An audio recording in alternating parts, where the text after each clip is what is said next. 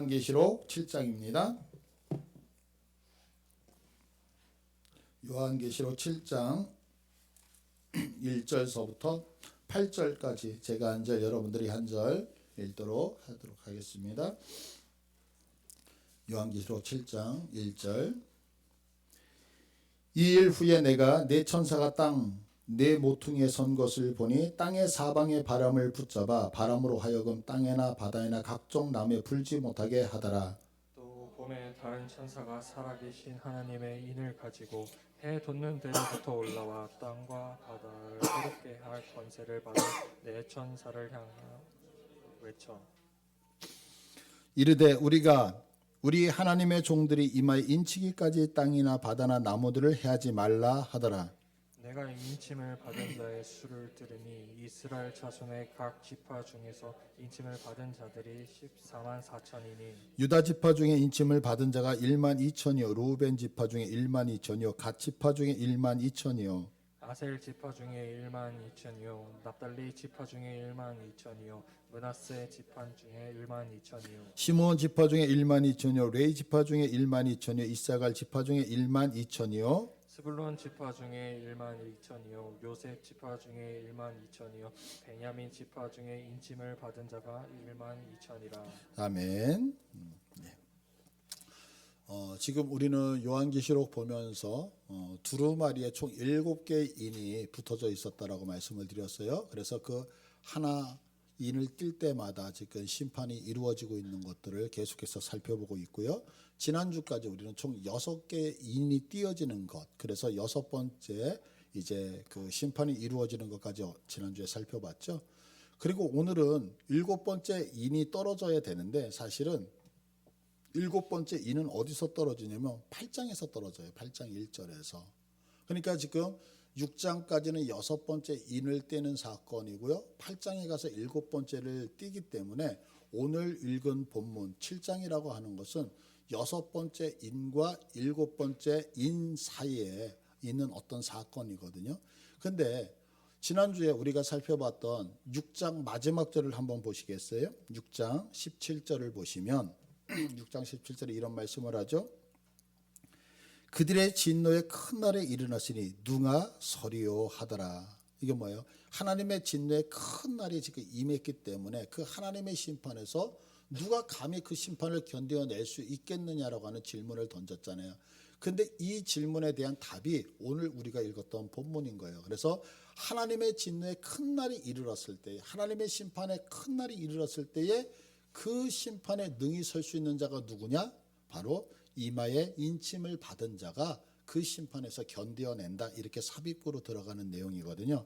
그래서 오늘 저는 이 본문을 말씀을 가지고 한번 생각해 보아야 될 것이 있다고 생각해요. 그게 뭐냐면 하나님이 우리들에게 바라시는 마음이에요.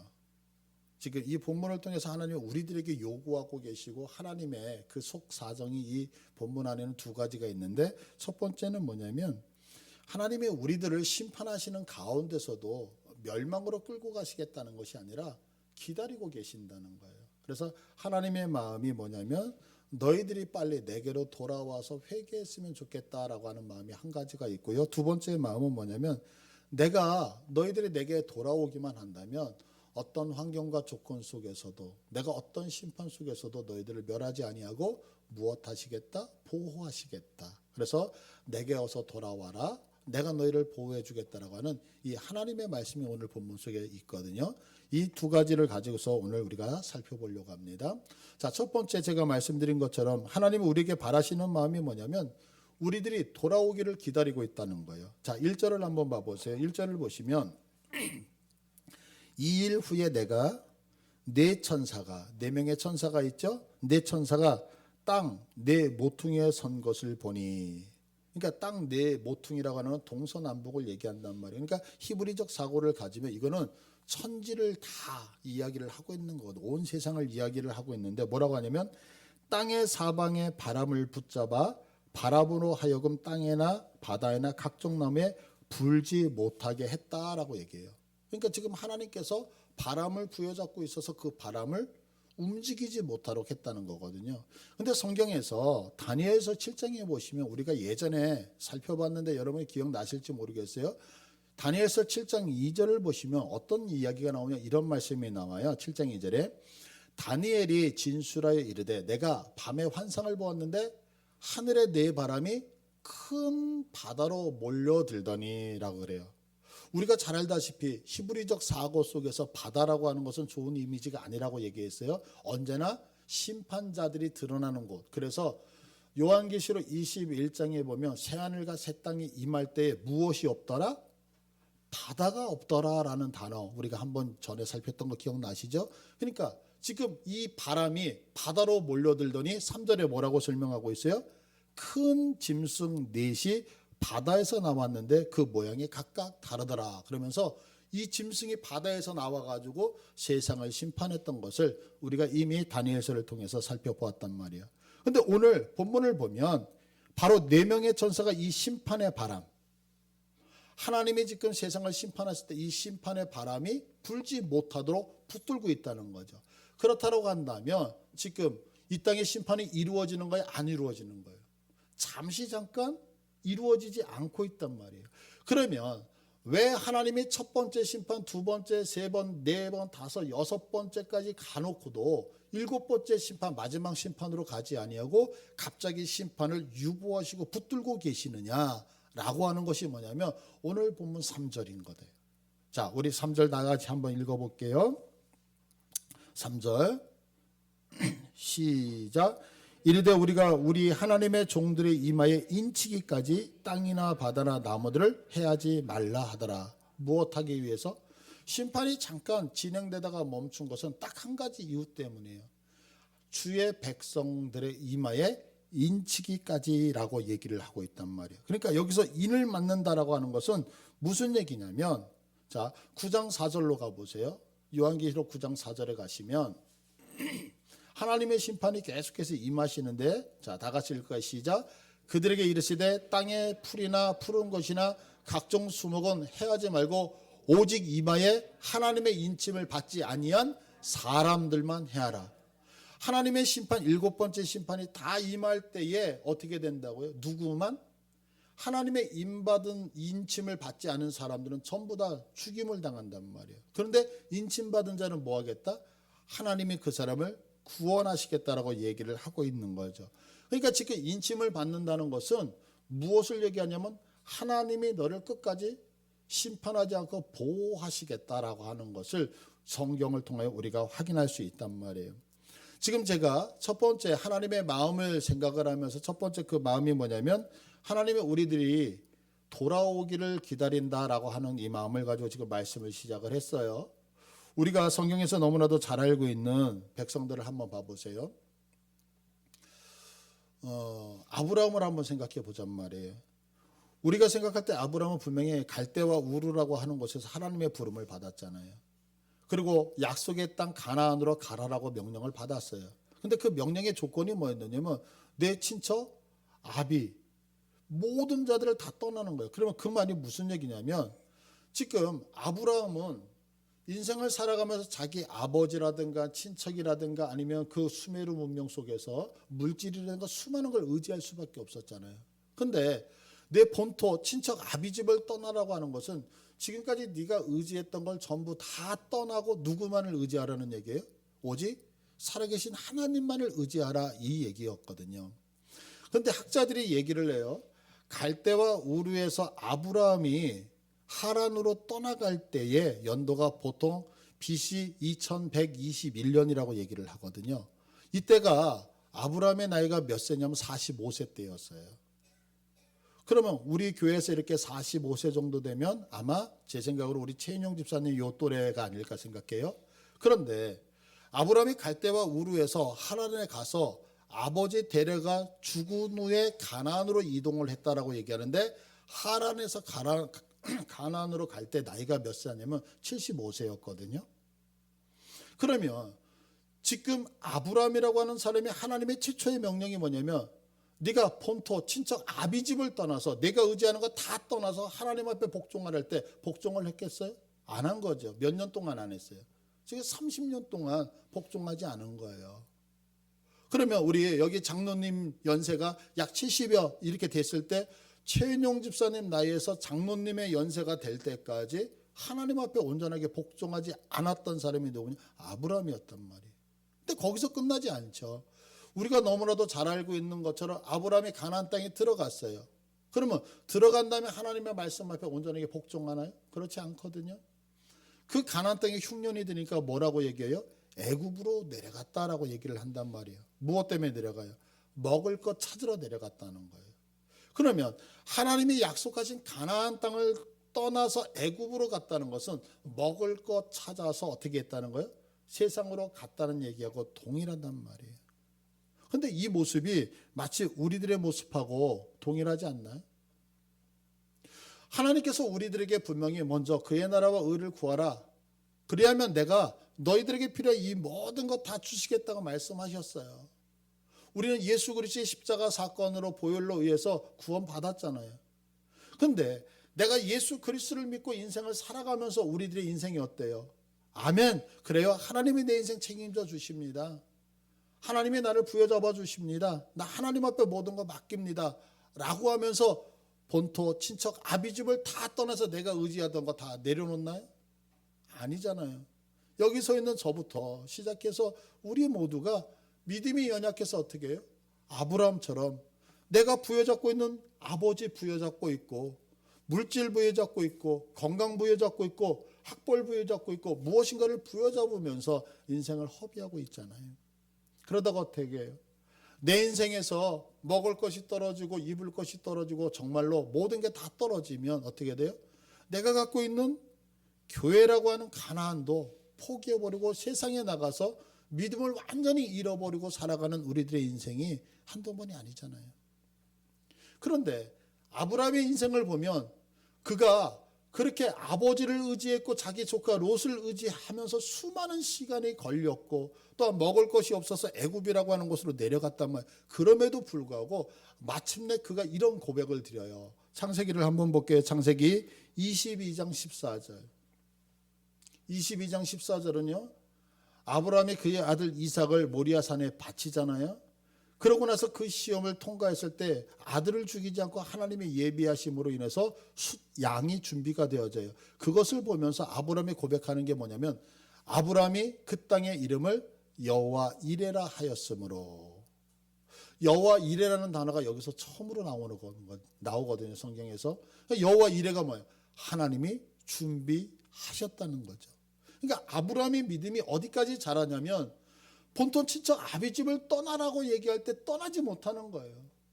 내가 여전히 부여잡고 있죠. 그러나 하나님은 그 수십 년의 세월을 기다리시고 내가 먹을 것이 없어서 세상으로 나가서 신앙을 완전히 버려버렸음에도 불구하고 하나님은 뭐 하셔요? 내 구퉁이에 바람을 부여잡고 있으면서 네가 왜 나를 떠났느냐고 심판하지 아니하시고 기다리셔 마침내 뭐 하신다고요? 하나님이 준비하셨습니다라고 하는 고백을 받아내시고 만다는 거죠. 바로 지금 하나님께서 우리들을 위해서 그렇게 하고 계시겠다는 거예요. 무엇을요? 우리들이 의지하는 거 다 내려놓으라는 거죠. 그러면서 하시는 얘기가 무슨 얘기냐면 내가 너 심판하지 않겠다. 심판 잠깐 유보시키고 붙들고 있겠다. 그러니까 사랑하는 아들아, 너 힘들어도 내가 의지하는 거 빨리 내려놓고 다시 내게로 돌아오면 안 되니? 내가 너에게 말하고 싶은 것이 있는데 너 먹을 것이 없다고 믿음의 신앙 떠나고 하나님 떠나서 네가 힘껏 살고 있잖아. 그런데 내가 꼭 부탁하고 싶은 건 뭐냐면 그 모든 것 다 헛된 것이니까 내가 잠깐 심판 붙들고 있을 테니까 다시 한번 내게 돌아와서 빨리 내게 돌아오지 않겠니? 지금 하나님은요. 우리들이 어떤 환경과 조건 속에 있을지라도 우리들이 주님의 품 가운데로 돌아오기만을 기다리고 있다는 거죠. 그래서 심판을 유보하시면서 손짓하고 있는데 이것을 사도 바울은 어떻게 고백을 하고 있느냐면 고린도 후서 6장 2절에서 이르시되 내가 은혜 베풀 때에 너희에게 듣고 구원의 날에 너를 도왔다 하였으니 보라 지금은 은혜 받을 만한 때요 보라 지금은 구원의 날이다 라고 설명하고 있어요. 그러니까 하나님이 지금 우리들을 이 땅에서 책망하시는 것 같지만 그 책망은 나의 못남을 책망하시고 있는 것이 아니라 그것들을 보면서 무엇 하신다고요? 사랑하는 아들아 딸아 너도 결국 망할 수밖에 없어. 그러나 네가 빨리 깨닫고 내게 와야 된다라고 하면서 하나님 우리들에게 회개하면서 오라고 하신다라고 하는 사실이죠.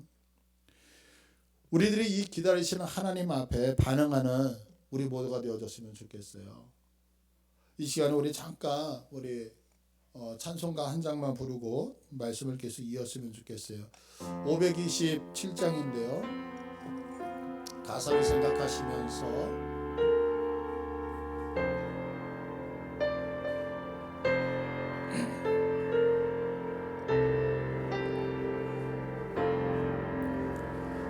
어서 돌아오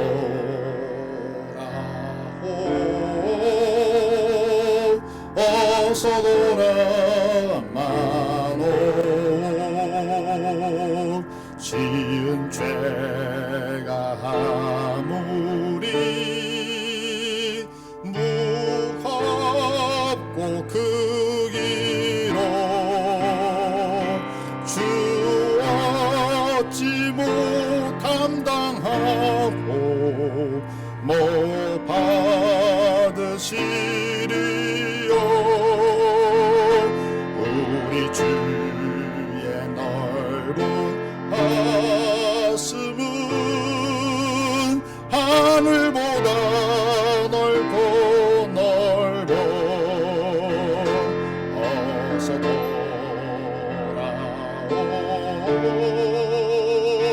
어서 돌아가노 우리 주는 날마다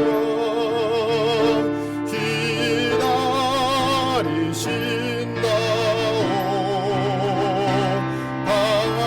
밤마다 문 열어놓고 마음 졸이시며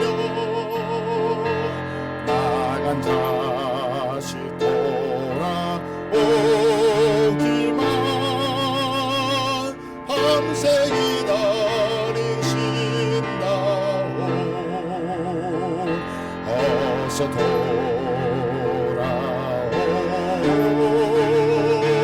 어서 돌아마노 죄증 맞아 아파도 주님의 손으로 때리시고 어루만져 위로해 주시는 우리 주의 넓은 꿈으로 어서 돌아오 3절로 어서 돌아오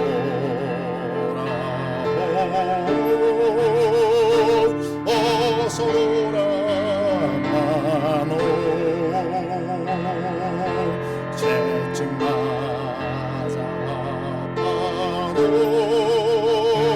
주님의 손으로 때리시고 어루만져 위로해 주시는 우리 주의 넓은 꿈으로 어서 돌아오소.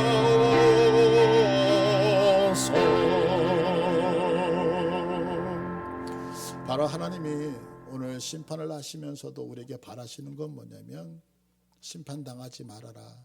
내가 너 기다리고 있으니까 내게 돌아오라 라고 본문을 통해서 말씀하고 있다는 거예요. 두 번째, 하나님이 우리들에게 바라시는 마음은 내가 너희를 보호해 주시겠다는 거예요.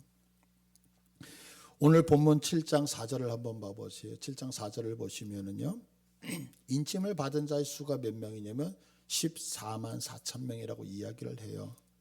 각 지파대로 따지면 12,000명의 인침을 받았다고 얘기를 하죠. 여기에는 많은 이야기가 있어요. 뭐 여러분들이 알다시피 14만 4천이라는 이 수 때문에 수많은 사람들이 이단에 빠져들기도 하고, 여러분이 잘 알고 있는 신천지라고 하는 어떤 종교 집단은 이 14만 4천 명 안에 들어야 된다라고 얘기를 하는데, 우리 보수 신학에서 이 14만 4천을 하나의 숫자로 보지 않고 상징으로 보죠. 그래서 구약의 12사람, 신약의 12사람, 12, 12, 그래서 곱하면 144잖아요. 그래서 그분들의 많다라고 하는 완전수 1000을 곱해서 14만 4천으로 하기 때문에 구원받은 완전한 수라고 얘기를 해요. 그리고 우리가 읽었던 12,000명이 있는데 여기에 약간 다른 것이 있어요. 뭐냐면 보통 우리가 잘 알다시피 땅을 분배할 때 보면 어느 지파가 빠졌냐, 레위 지파가 빠져 있잖아요. 근데 이 인침을 받은 12,000명 중에는 레위 지파가 포함이 되어져 있어요. 그리고 빠진 지파가 하나가 어디냐면 단지파거든요. 근데 단지파에는 야곱이 처음에 그의 자녀들을 전부 다 12명을 축복을 할 때에 그의 축복에 의하여 아마 사단의 족속으로 이렇게 생각을 했기 때문에 빼지 않았나라고 봐요. 이건 학자들의 이야기인데 여러 가지 설이 있어요. 그러나 그런 것보다 제가 지금 여러분에 드리고 싶은 것은 뭐냐면 14만 4천 명, 하나님의 완전한 수가 구원받으면서 인침을 받았다라고 하는 거죠. 그런데 이 인침을 받았다는 것을 성경이 어떻게 설명하냐면 요한계시록 14장 1절을 한번 봐보세요. 요한계시록 14장 1절. 내가 인침을 받았다는 게 도대체 뭐냐라고 하는 거예요. 그건 도장을 찍었다는 얘기잖아요. 그런데 여기서 보시면 내가 보니 보라 어린 양이 시온산에 졌고 그와 함께 14만 4천이 서 있는데 그들의 이마에는 어린 양의 이름과 그 아버지의 이름을 쓴 것이 있더라. 그러니까 우리가 하나님 앞에 인침을 받았다라고 하는 얘기가 뭐냐면 우리들의 이마에 어린 양의 이름과 아버지의 이름이 쓴 것이 있다는 거예요. 도장이 꽉 찍혀 있다는 거예요. 우리들 보이지는 않지만. 그러니까 여기 사실 여러분들 안에 보이지 않지만 어느 날 천사들이 와서 여러분들이 예수 그리스도를 믿고 구원받았을 때 어떻게 해서 우리들의 임에 도장을 다 찍었는데 여러분의 머리에 무엇이 있더라? 예수라고 하는 단어가 있다라는 거예요. 왜 예수라고 하는 단어가 있는지 제가 언젠가 설명해 드렸는데 다시 한번 확인할게요. 자, 요엘서 2장 32절을 봐보세요. 요엘서 하나님의 이름이 뭐냐라고 할 때 하나님의 이름은 성부, 성자, 성령이라고 얘기할 때 하나님의 이름이 예수거든요. 성부 하나님의 이름이 예수거든요. 왜냐하면 요엘서 2장 32절을 봐보세요. 욜이라고 돼 있어요. 욜. 요엘서 2장 32절.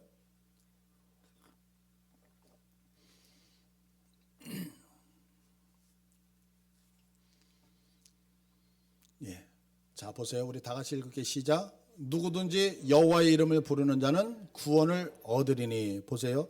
누구든지 여호와의 이름을 부르는 자. 그러면 여기서 여호와라고 하는 것은 누구죠? 성부 하나님을 말씀하고 있잖아요. 그러니까 누구든지 성부 하나님의 이름을 부르는 자는 구원을 받는다고 얘기했어요. 성부 하나님. 자, 그런데 사도행전 4장으로 와보세요. 사도행전 4장 12절. 사도행전. 자, 시작. 다른 이로서는 구원을 받을 수 없나니 천하 사람 중에 구원을 받을 만한 다른 이름을 우리에게 주신 일이 없습니다. 이름, 구원을 받을 수 있는 이름은 딱 하나밖에 없어요. 그런데 그 이름을 구약은 뭐라고요? 성부 하나님의 이름을 부르는 자는 구원을 받는다고 얘기했어요. 자, 마태복음 1장 21절. 마태복음 1장 21절. 아들을 낳으리니 이름을 예수라 하나 이는 그가 자기 백성을 그들의 죄에서 구원할 자이심이다 라고 얘기하죠. 자, 구약 요에서는 뭐라고 설명하면 성부 하나님의 이름을 부르는 자는 구원을 받는데 천하 만민 중에 이름을 주신 일이 있더라 없더라? 딱 하나의 이름. 그런데 그 이름은 예수, 자기 백성을 그들의 죄에서. 그러면 성부 하나님의 이름은 누구예요? 예수죠. 그래서 예수의 이름으로 구원을 받는데 인침을 받았다라고 하는 것은 우리들의 이마에 누구의 이름이? 하나님 성부 하나님의 이름, 어린 양의 이름 예수라는 도장이 다 찍혀져 있다라고 성경은 얘기를 하고 있는 거죠. 이것을 들었던 초대교회 사람들은 전부 다 이것을 금방 이해를 했어요. 왜냐하면 그 당시에는 노예 문화가 있었잖아요. 그래서 노예 문화 속에서 보통 어떤 사람들은 인두를 가지고 팔뚝에다가 이렇게 문신 사기듯이 찢어서 낙인을 찍었는데 또 어떤 사람은 이마에다가 찍었잖아요. 그래서 누구누구 아무개의 것 이렇게 도장을 딱 찍어버리죠.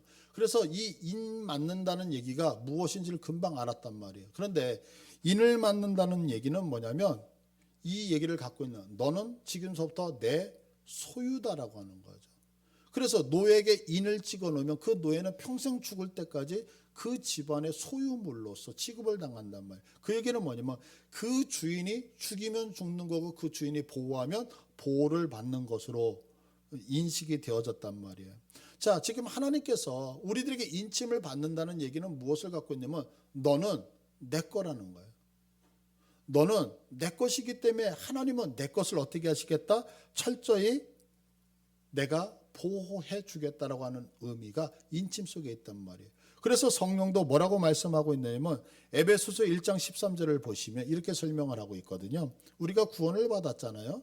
하나님 앞에 구원을 받았을 때 하나님이 그냥 우리를 냅두는 것이 아니라 뭐라고요? 그 안에서 너희도 진리의 말씀, 곧 너희의 구원의 복음을 듣고 그 안에서 또한 믿어 약속의 성령으로 무엇을 하셨다?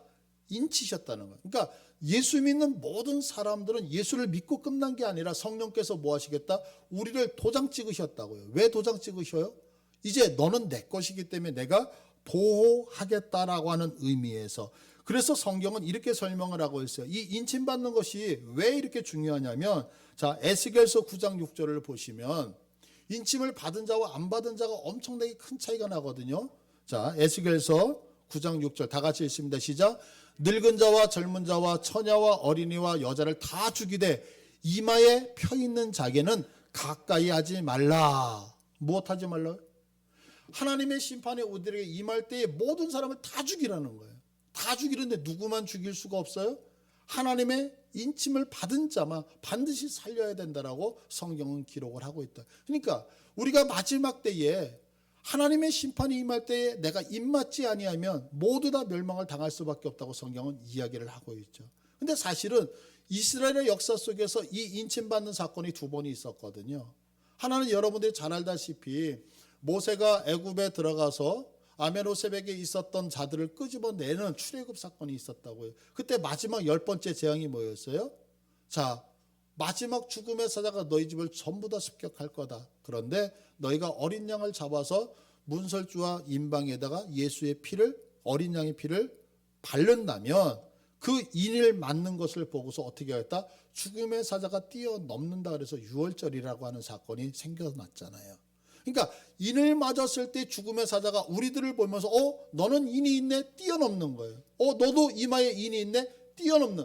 너 이마에 예수가 있네? 뛰어넘는 거. 너는 예수가 없어.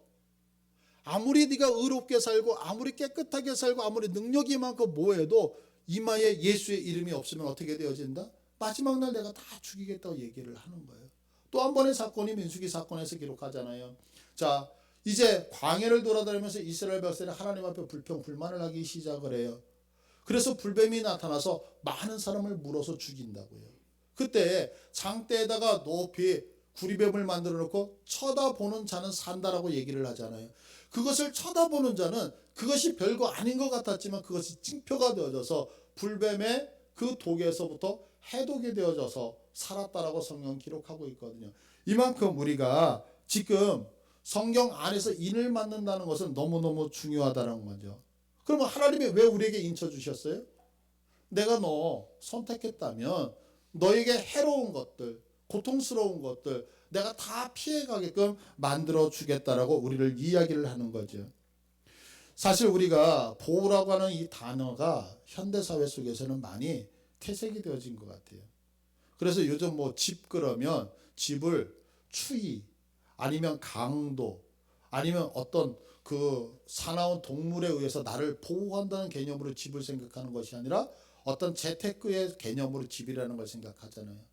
그래서 과거에는 집이 나무로 지은 집이 있고 또한 벽돌로 지은 집이 있고 무슨 집으로 지었을 때 어떤 집이 좋은 거예요? 돌로 지은 집이 좋죠. 왜? 맹수의 습격으로부터 나를 보호해 준다는 개념 때문에 좋았잖아요. 근데 요즘은 말이 안 되게끔 어때요?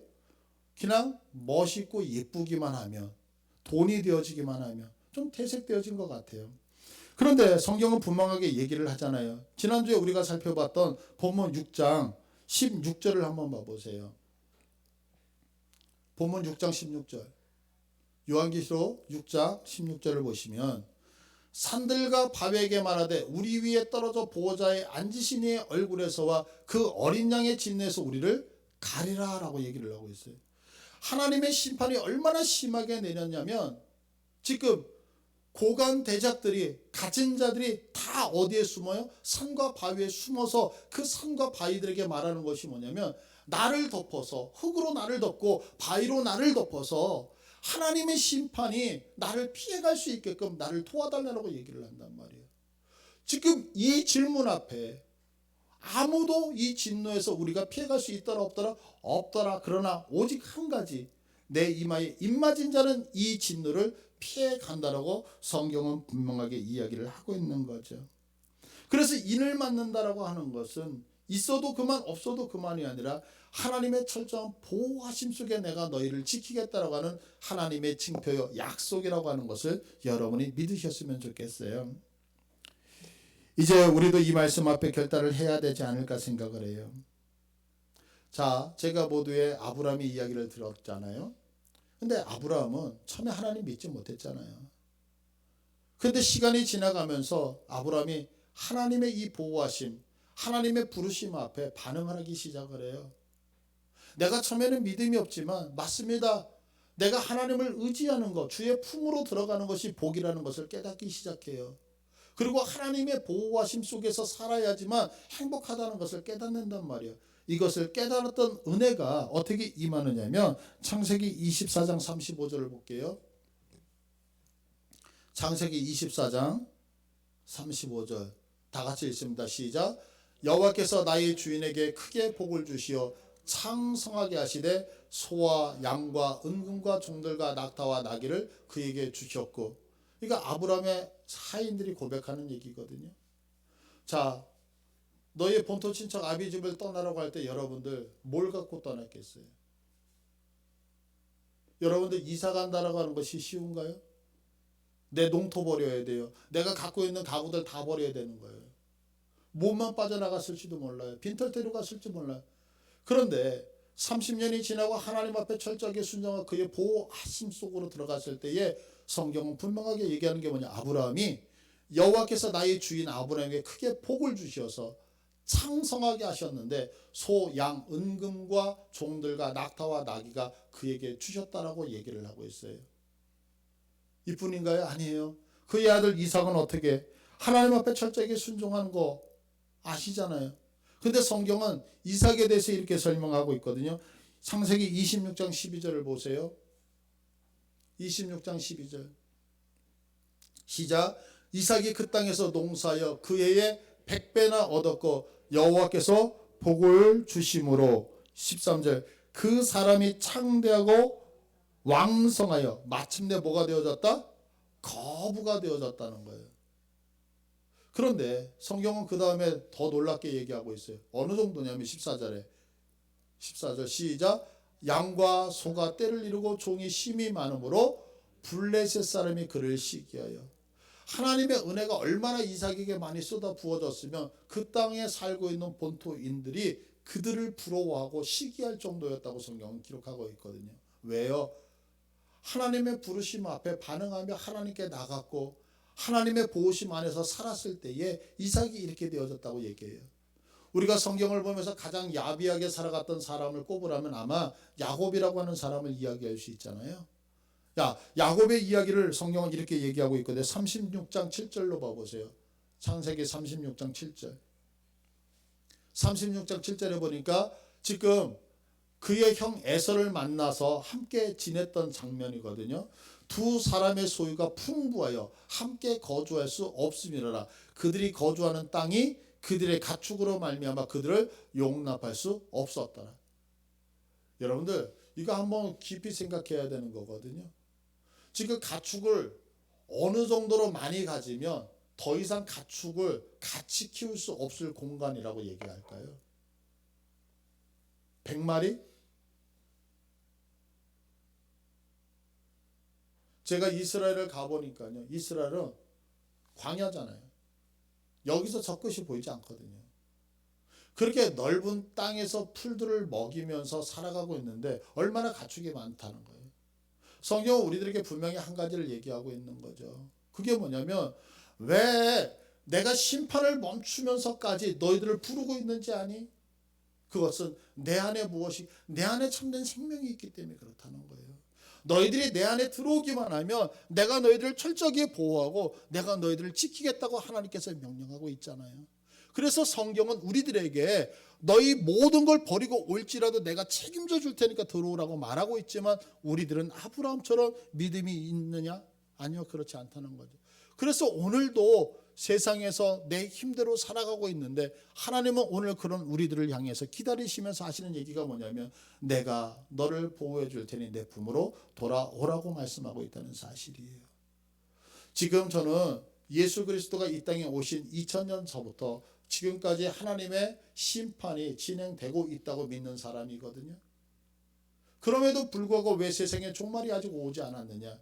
오늘도 나를 부르시는 하나님의 음성이 있기 때문에 이 시간 우리가 잠시 마음을 정돈하고 회개하는 시간을 가졌으면 합니다. 이 시간 내가 온전하게 주님만을 의지하고 있는지 오직 그분의 보호하심만을 기대하면서 살아가고 있는지 한번 이 시간에 깊이 생각을 했으면 좋겠습니다. 만약 그것이 아니라면 이 시간 주님이 기다리시는 그 품으로 여러분들 저와 제가 같이 돌아오기를 소원합니다. 주님 안에서만 오직 참된 안식을 얻을 수 있음을 다시 한번 고백하시면서 우리 주님 앞에 나가기 위해서 이 시간에 한번 기도하기를 원합니다. 우리 다 같이 주님의 이름 부르고 기도하겠습니다. 주님